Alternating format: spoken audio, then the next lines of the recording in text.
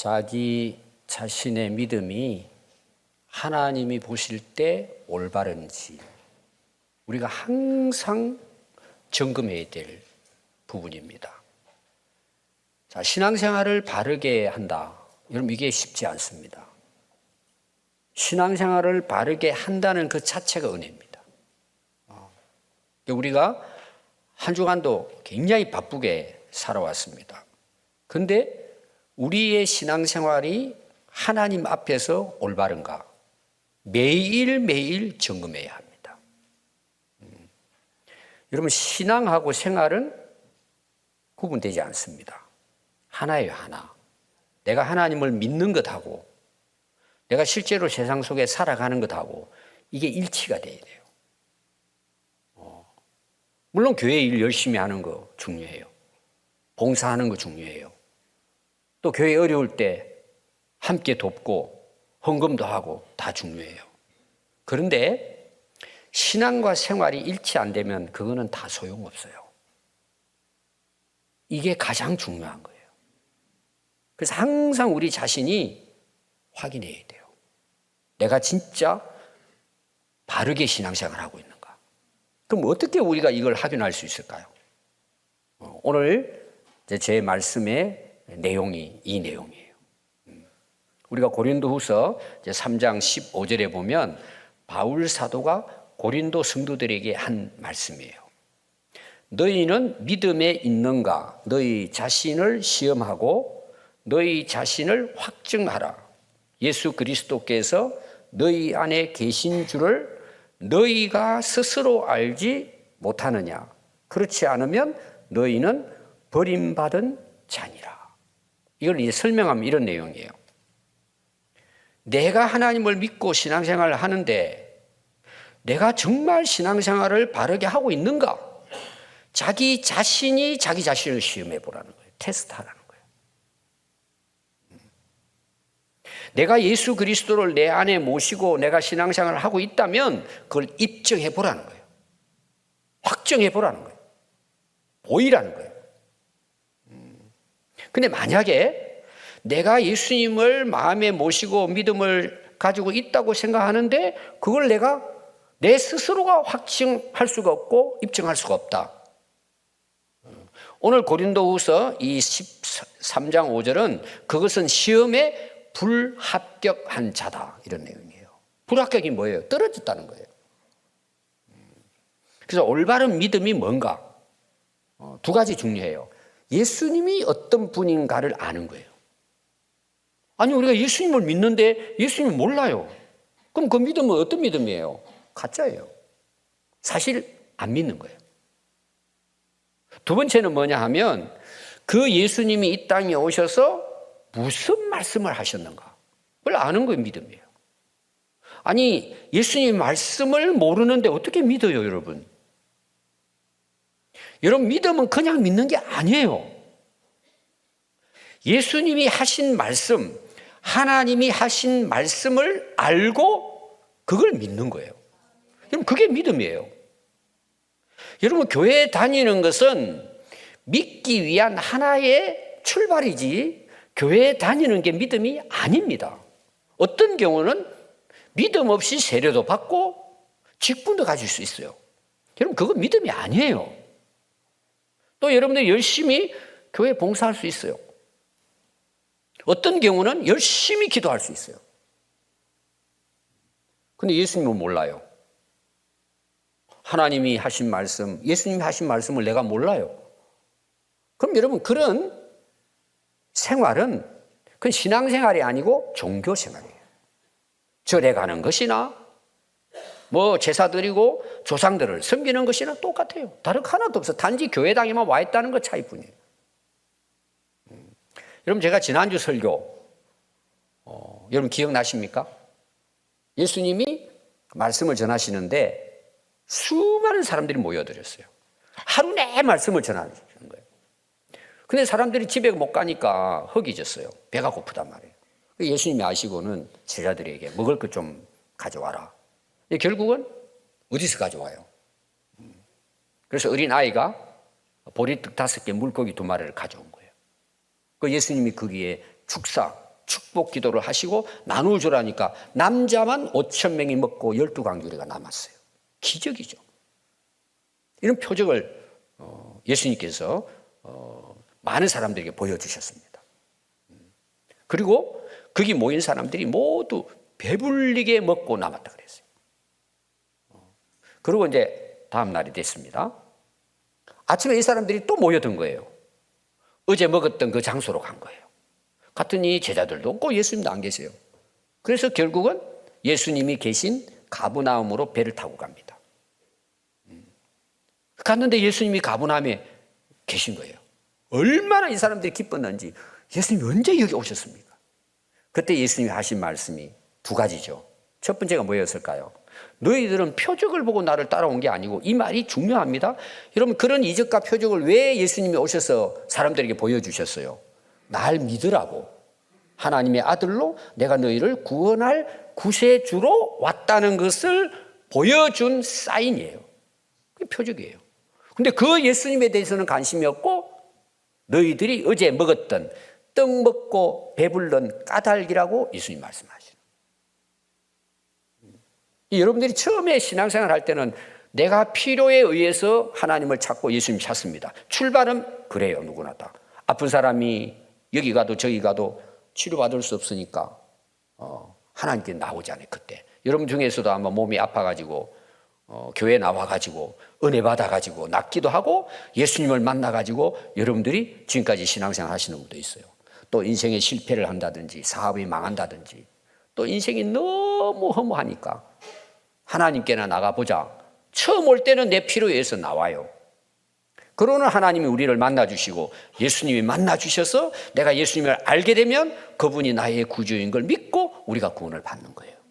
그리고 그때부터 신앙생활을 하는 거잖아요.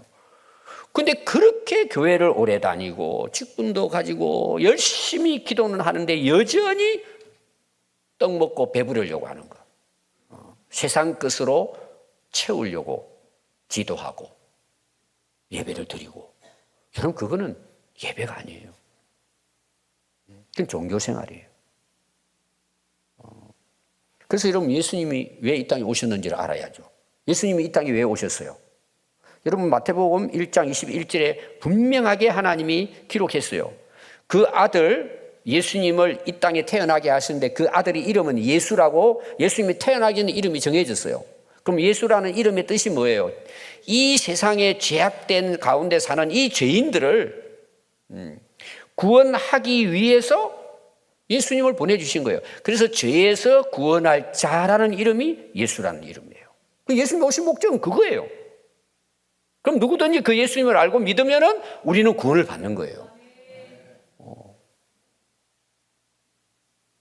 오늘 읽은 말씀을 보십시오. 예수님이 이 땅에 오셔서 예수님이 이제 그 30년 동안을 어떻게 하세요?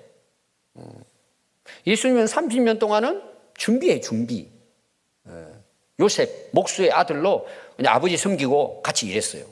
근데 30년이 지난 후에 3년 동안을 복음을 전하는 거예요. 이 땅에 오신 목적, 천국의 복음을 전하는 일을 예수님이 3년 동안 하셨어요. 그래서 이 기간을 우리가 공생애라고 하는 거예요. 하나님이 보내신 공식적인 일을 한 기간이 3년 동안 예수님의 공생애, 공은 공적인 일이에요. 하나님이 보내주신 그 목적을 위해서 일한 것이 3년 동안에 일하신 거예요. 그런데 그 일을 시작하는데 가장 첫 번째 하신 말씀이 뭘까요? 그 사역을 딱 시작하는데 첫 번째 하신 말씀이 뭘 같아요? 오늘 읽은 내용이에요. 그래서 굉장히 중요한 거예요. 마태복음 4장 17절입니다. 이때부터 예수께서 비로소 전파하여 이르시되 회개하라 천국이 가까웠느니라 하시더라. 예수님 첫 번째 말씀이에요. 그러면 첫 번째 말씀이라는 게 여러분 왜 중요할까요? 예수님 오신 목적을 이야기하는 거예요. 그래서 예수님의 말씀, 오늘 이 말씀으로부터 시작해가지고 예수님 생애 전체의 예수님 말씀의 주된 내용은 두 가지예요. 사실은 두 가지로 딱 요약할 수 있어요. 하나는 뭘까요? 주보 보십시오. 주제가 나와요. 제목이. 첫 번째가 뭐예요? 회개예요. 회개. 두 번째는요? 천국. 이걸 연결하면 어떻게 돼요? 회개하면 용서받고 구원받고 천국 간다는 내용이에요. 이게 여러분 복음서의 전체 내용이에요. 사실은 어떻게 보면 인간이 범죄하고 창세기부터 요한계시록까지 그걸 딱 요약을 하면 하나님의 뜻이 뭔 줄 알아요? 우리 일반적으로 그러죠. 하나님은 구원의 하나님, 하나님 역사는 구원의 역사, 이렇게 이야기해요. 그걸 좀 더 구체적으로 이야기하면 우리가 회개해야죠. 우리 죄를 회개해야죠. 예수님 첫 번째 하신 말씀이니까 우리가 진짜 예수님을 믿는다면 첫 번째 해야 될 일이 뭘까요? 회개하는 거예요. 그럼 회개하지 않았어요. 어떻게 될까요? 절대 구원받을 수 없어요. 이게 제 이야기가 아니고 예수님 말씀. 오늘 이제 일부에 새신자가 3분 오셨는데 한 분이 남아서 이제 두 분은 지난주에 제가 인사를 했고 그런데 이야기하는데 은혜를 받았다 그래요. 목사님 말씀에 은혜를 받았다고. 제가 늘 하는 이야기예요. 제 이야기입니까? 예수님 말씀입니까? 여러분들이 설교를 들을 때는 목사의 말로 들으면 안 된단 말이에요. 오늘 예수님 말씀 아닙니까? 그럼 우리가 회개해야 돼요, 안 해야 돼요? 반드시 해야 되는 거예요, 이거는. 회개하지 않는 믿음은 가짜예요. 그 믿음은 구원받을 수 없어요.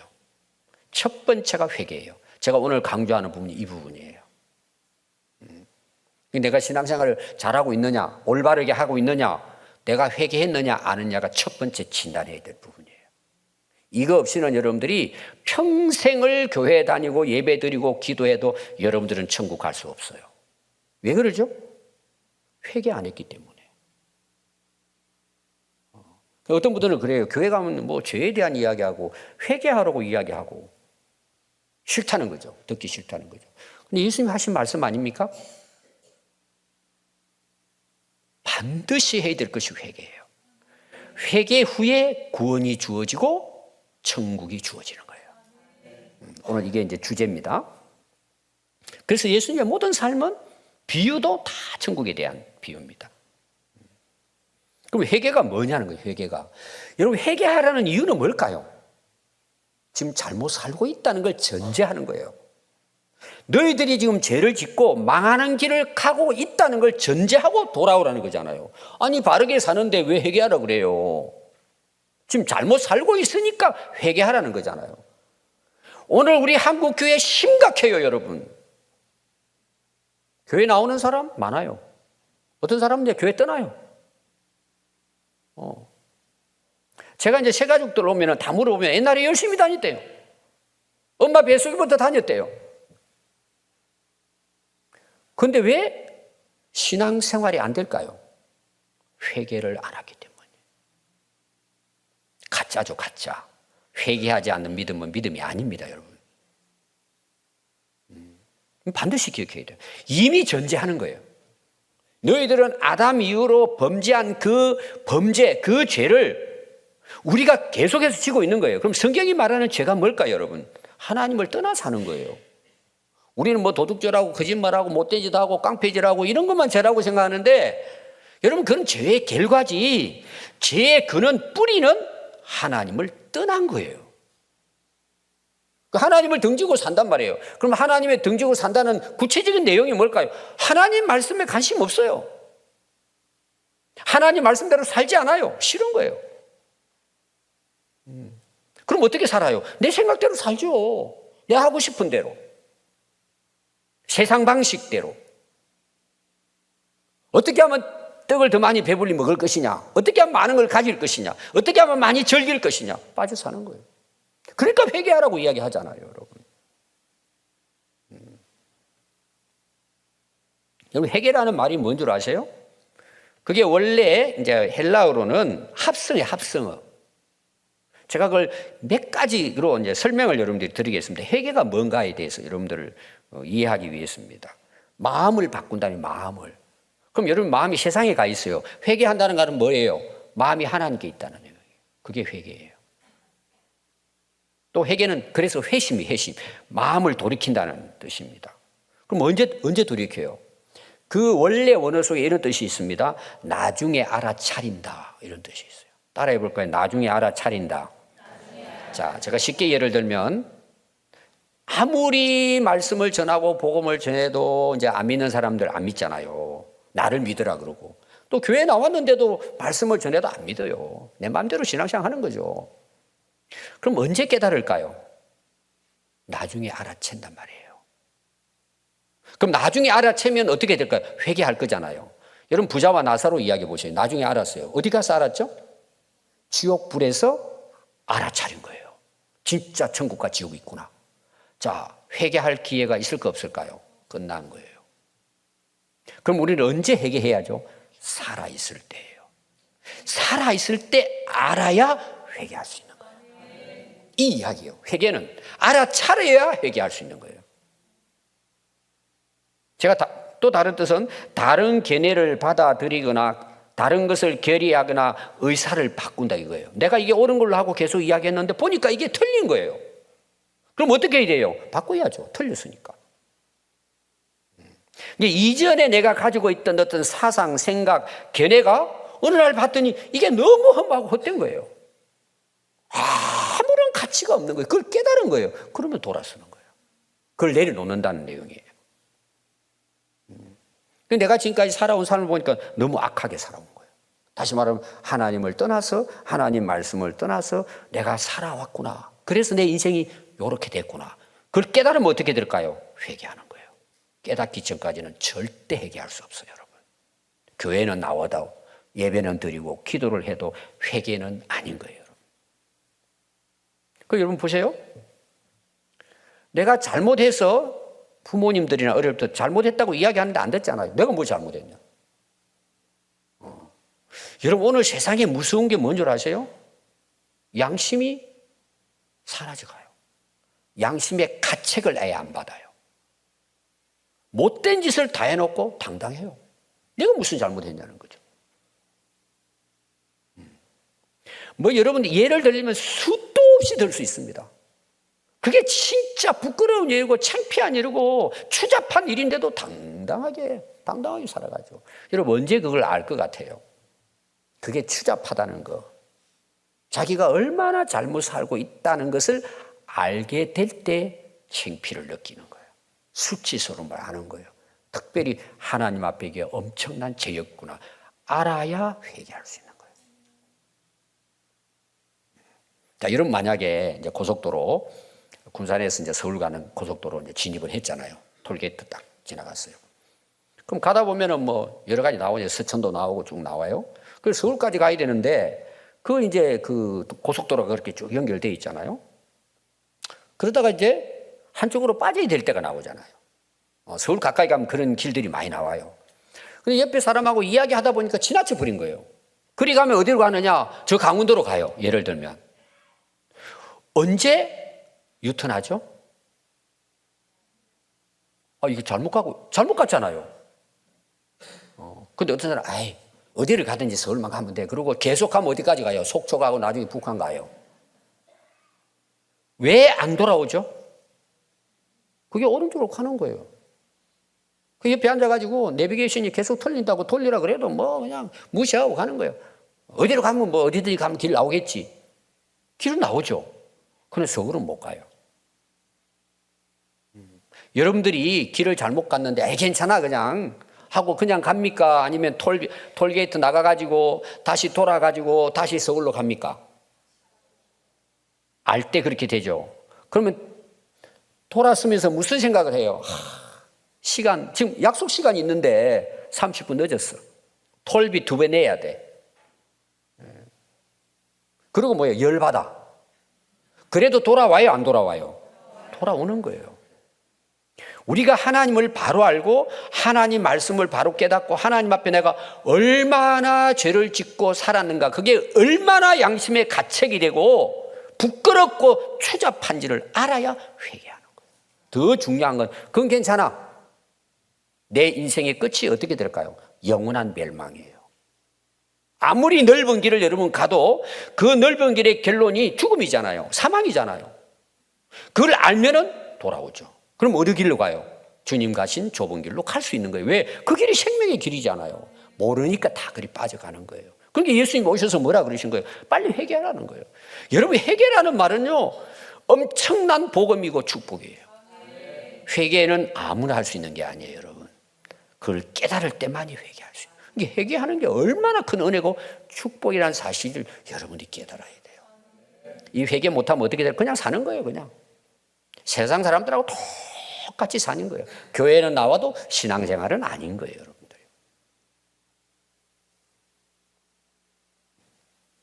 여러분, 누가복음 5장 32절에 보면 내가 의인을 부르러 온 것이 아니요 죄인을 불러 회개시키러 왔대요, 예수님. 예수님 오신 목적이 그거예요. 회개시키러 오셨대요. 여러분, 의인은 이 세상에 아무도 없어요. 근데 자기들은 의인이라고 보는 거예요. 예수 안 믿어도 난 괜찮다는 거죠. 내가 뭐 잘못했나는 거죠. 하나님 떠난 것이 죄라는 걸 모르는 거예요. 하나님 떠나면 어떻게 돼요? 멸망이에요. 죽음은 성경에 말하는 걸 제가 단절이라 그랬잖아요. 하나님과 상관없이 사는 것 자체가 죽음이에요. 영원한 죽음이란 말이에요. 예수님은 여러분 의인을 부르러 오지 않았습니다. 왜? 의인은 한 사람도 없어요. 자기가 의롭게 생각하는 거지. 여러분, 한 주간만 생각해 보세요. 우리 나라 법으로 한 주간 동안에 여러분 교통 법규를 몇 번 정도 어긴 것 같아요?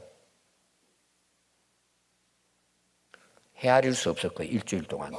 속도 위반에다가 횡단보도 빨간불에 지나간 거에다가 몇 가지 매도 수십 개 될걸요?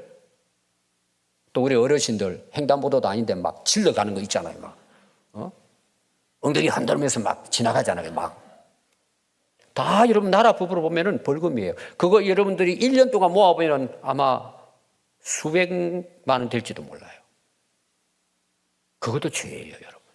근데 우리 하나님 앞에 어떻게 살아? 우리는 마음속으로 지은 죄도 죄예요. 나중에 이제 하나님 만나면 그걸 깨닫게 돼요.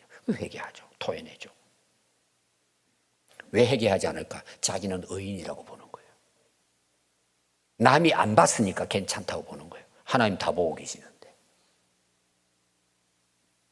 예수님이 우리 죄인들을 돌아오도록 하기 위해 예수님이 오셨다는 거예요. 또 누가복음 15장 7절에 보면 내가 너희에게 이르노니 이와 같이 죄인 한 사람이 회개하면 하늘에서 회개할 것이 없는 의인 99으로 말미암아 기뻐하는 것보다 더 한 영혼이 회개하고 돌아온 걸 하나님 기뻐하신대요. 그게 예수님이 오셔서 첫 번째 하신 말씀이 회개하라는 말을 여러분들이 귀담아 들어야 돼요. 이건 축복의 말씀이에요. 복음의 소리예요. 자, 물에 빠졌어요.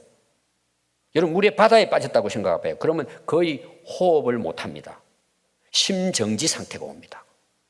아마 길어야 한 30분? 그럼 여러분 보세요. 물에 빠져서 지금 호흡 중단됐어요. 멈췄어요. 자, 그 사람들한테 네가 잘못해가 빠졌으니까 너 스스로 나와야 돼. 그러면 살아나올 수 있어요, 없어요? 70억이 그렇게 살아나오려고 해도 못 살아나옵니다. 왜 그럴까요? 죽었기 때문이에요. 영적으로 죽었기 때문이에요. 그러면 여러분, 물에 빠진 사람은 건지려면 어떻게 해야 돼요? 건강하고 훈련된 구조대원들이 와서 밖에서 와서 건져줘야 돼요. 예수님은 우리를 구하기 위해서 하늘에서 이 땅에 오신 거예요. 인간 스스로는 절대 구원을 이룰 수 없는 거예요. 그럼 종교는 뭘까요? 네가 열심히 해서 나오라는 거예요. 아니, 죽은 사람이 어떻게 나와요? 스스로 나올 수 없는 거예요. 그래서 예수님이 오신 거예요. 그래서 우리를 구원하기 위해 오신 거예요. 근데 그 예수님이 첫 번째 하신 말씀이 뭐예요? 너희들이 회개해라는 거예요. 이 땅에 여러분, 우리 스스로 선하기 위해서 회개하라는 것은 복음이 아닙니다. 그건 종교의 종교. 할 수도 없어요. 그럼 우리가 어떻게 자기 죄를 깨달을까요? 회개하기 위해서는 알아야 돼요, 자기를. 그래서 두 번째 말씀이 뭐냐 하면은 말씀입니다, 제목이.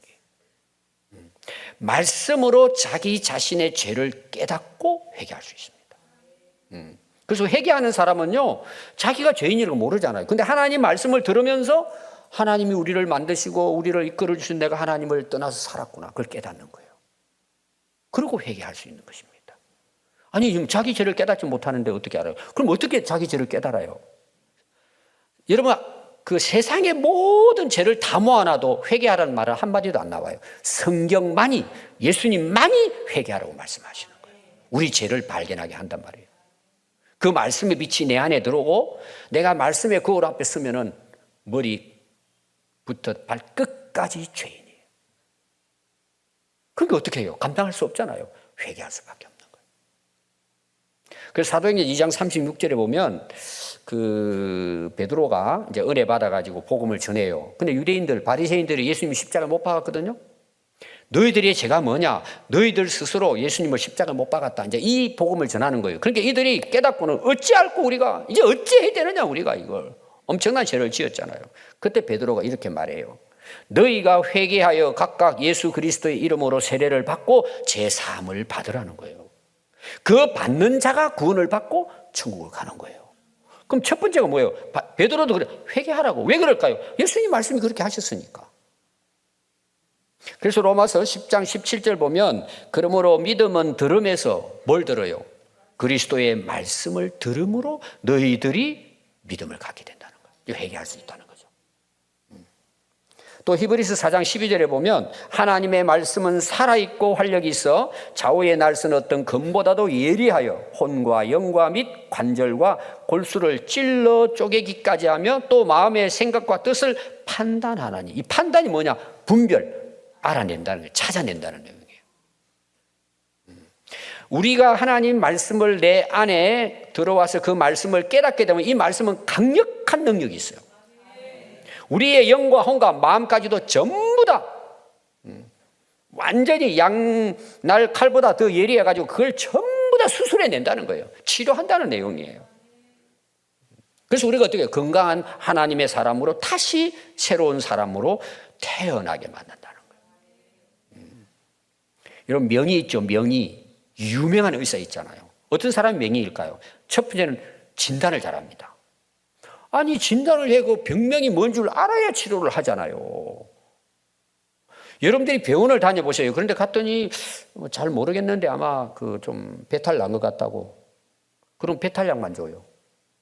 또 어느 병원에 갔더니 스트레스성이니까 이 가서 그냥 드십시오. 뭐 수면제나 주고 아스피린이나 주는 거예요. 그래도 아픈 거예요. 1년 가도 2년 가도 안 되는 거예요. 안 되겠다. 그리고 명의를 찾아가자. 가서 이제 MRI를 쫙 찍었어요. 그랬더니 말기입니다. 집에 가세요. 그럼 끝나는 거예요. 이 명의가 뭐예요? 암세포를 발견해내는 사람이에요. 그럼 수술은 간단해요. 초기에 발견하면 거의 다 치료됩니다. 그런데 미루다가 결국은 나중에 가서 발견이 됐어요. 돌아가라는 거예요.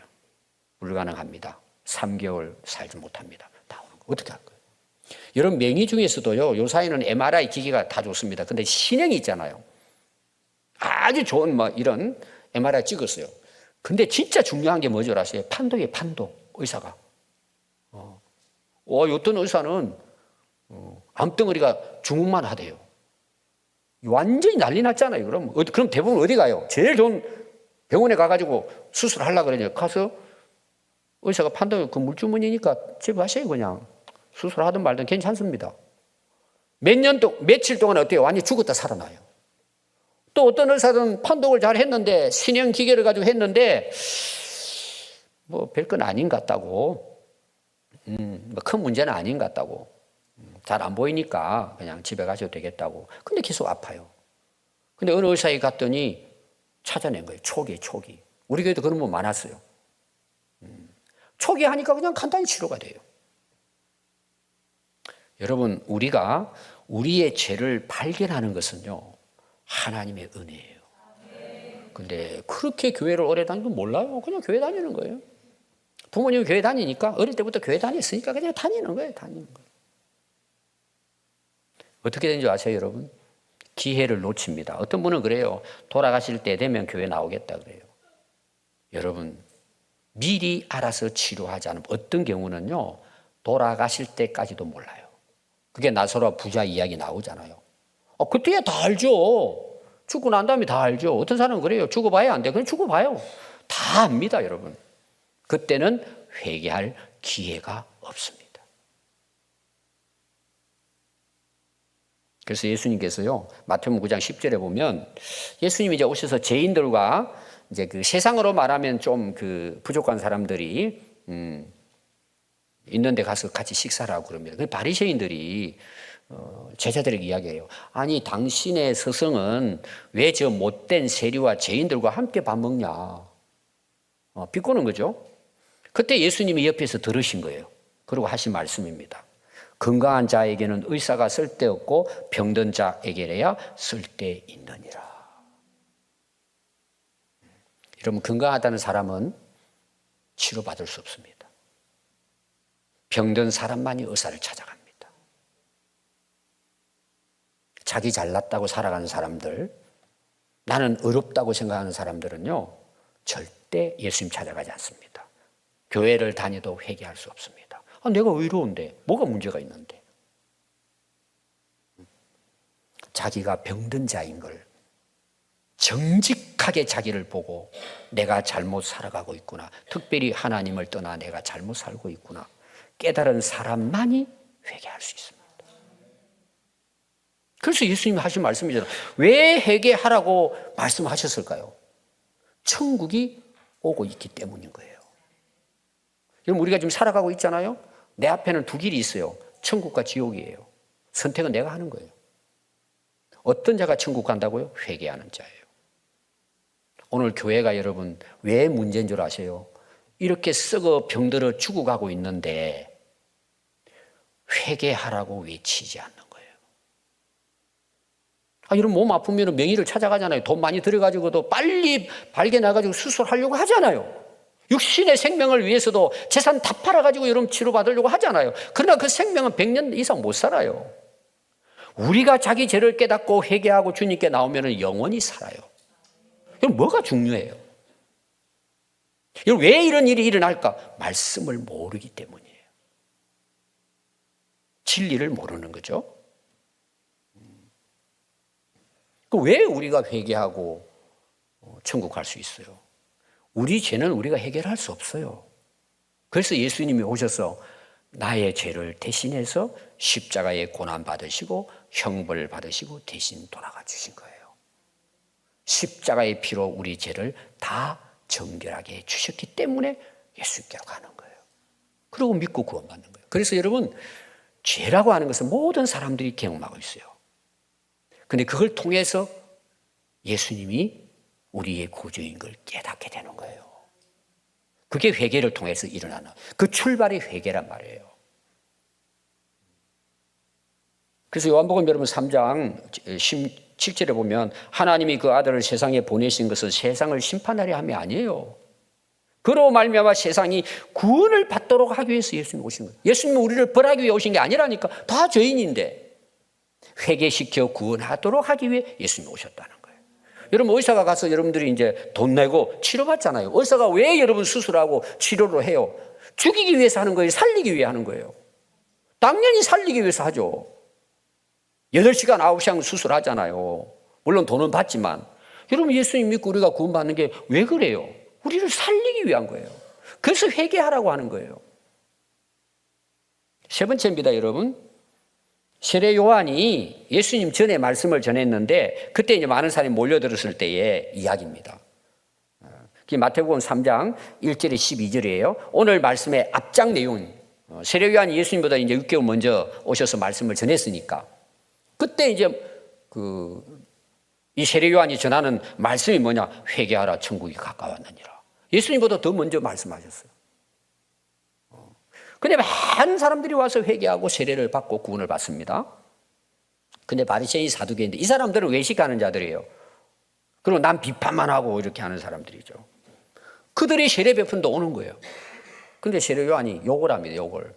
우리나라 욕보다 좀 수준이 높아요. 뭐라 그런 줄 아세요? 이 독사의 새끼들아 그래요. 엄청난 거죠. 왜 너희들은 임박한 진노를 피하려고 하느냐? 이들은 심판받아야 될 사람들이에요. 근데 그거 우선 면하기 위해서, 예수 믿는 게 아니에요. 우선 면하기 위해서 세례받으러 왔다 이 말이에요. 그래서 그들을 향해서 너희들이 그렇다면 정말 세례받기를 원한다면 너희들은 회개에 합당한 열매를 맺으라고 이야기해요. 열매라고 하는 것은 이제 변화된 이제 삶을 이야기하고 있습니다. 그래서 3장 10절에 보면 이미 도끼가 나무 뿌리에 놓였으니 좋은 열매를 맺지 아니하는 나무마다 찍혀 불에 던져지리라. 이게 이제 그 외식하는 바리새인들이 하는 말이에요. 그러면서 나는 너희로 회개하기 위하여 물로 세례를 베풀었으나 내 뒤에 오시는 이는 나보다 능력이 많으시니 나는 그의 신을 들기도 감당하지 못하겠노라. 나무마다 찍혀 열매 맺지 않는 나무마다 찍혀 불에 던져지느니라. 이러므로 그들의 열매로 그들을 알리라. 그래서 열매로 그 나무를 안다. 우리 집 뒤에 채소밭이 있습니다. 거기 제가 과일나무 한 20종류 이상 심어놨어요. 거기 이제 어린이집 벽 그 창문 있는 쪽에 사과나무 하나 있고 복숭아나무 하나 있어요. 아마 여러분들이 가셔가지고 보면 큰 나무 2개가 과일나무 있습니다.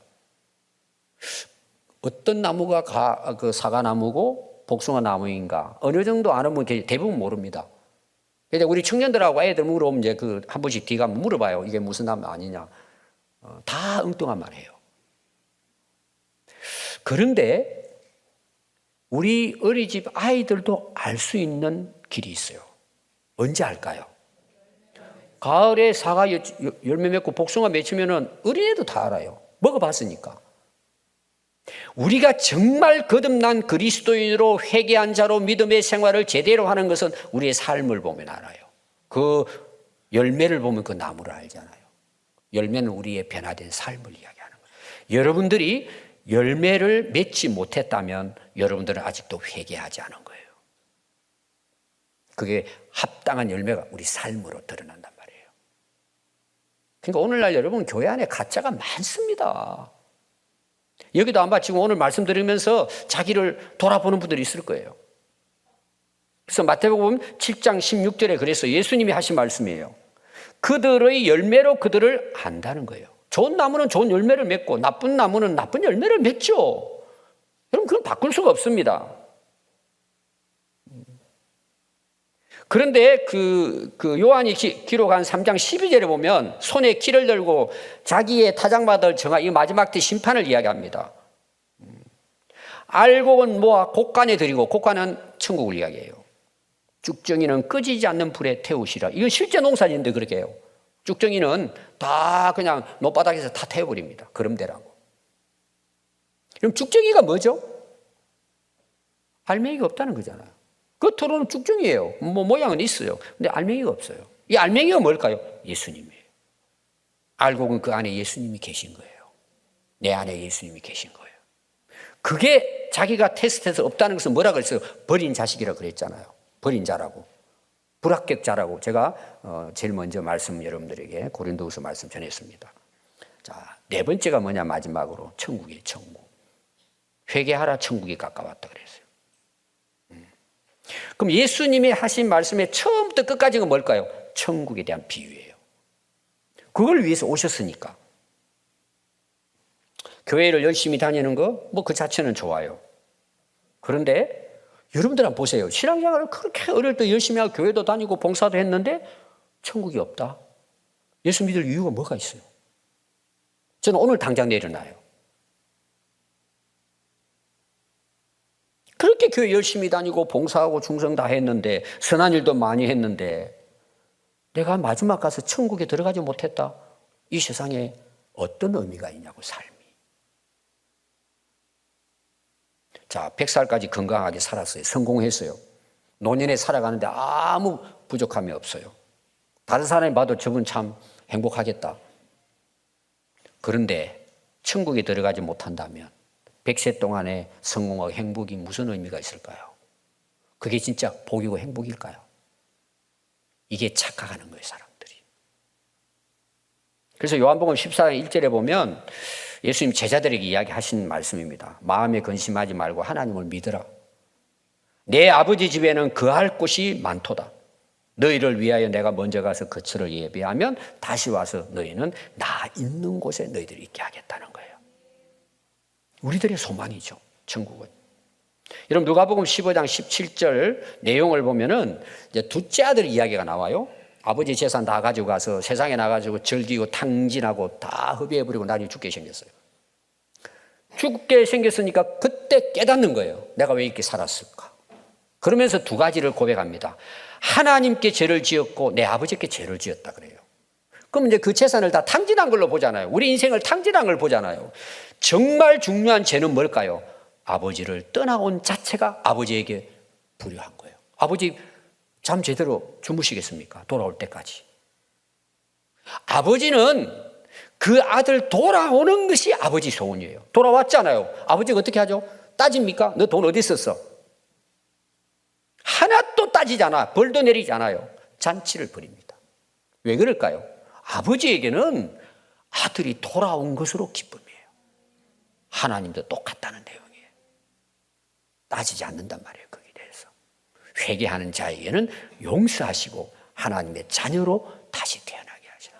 그들에게 주어지는 게 뭐예요? 천국의 기쁨이에요. 그 기쁨은 오늘 이 땅에서도 우리가 맛보는 거예요.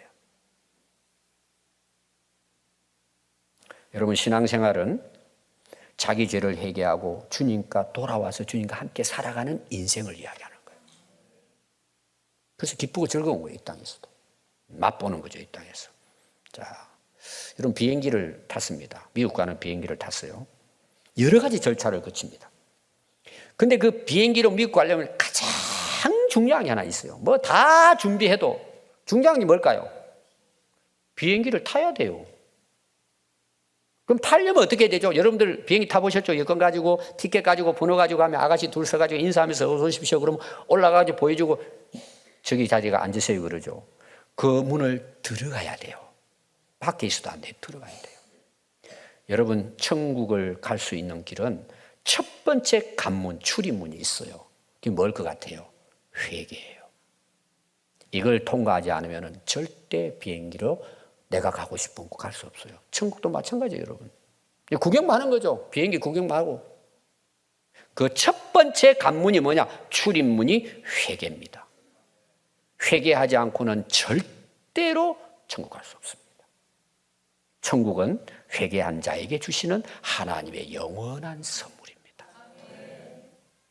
그래서 예수님이 오셔서 하신 말씀이 뭐예요? 회개하라, 천국이 가까웠다는 거예요. 베드로전서 후서 3장 9절 보면은 주의 약속은 어떤 이들이 더디다고 생각하는 것 같이 더딘 것이 아니라는 거예요. 그러니까 우리가 뭐 예수님 오십니다 그런데 안 오시잖아요. 언제 오냐? 거짓말이다 그래요.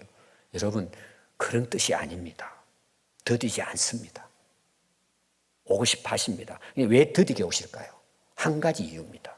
오직 주께서 너희를 대하여 오래 참으사 아무도 멸망하지 아니하고 다 회개하기에 이르기를 원하시느니라. 이것은 옛날 이야기가 아니라 오늘 앉아있는 여러분들을 향한 말씀이에요.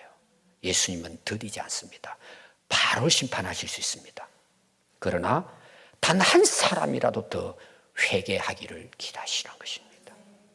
우리 기도하겠습니다.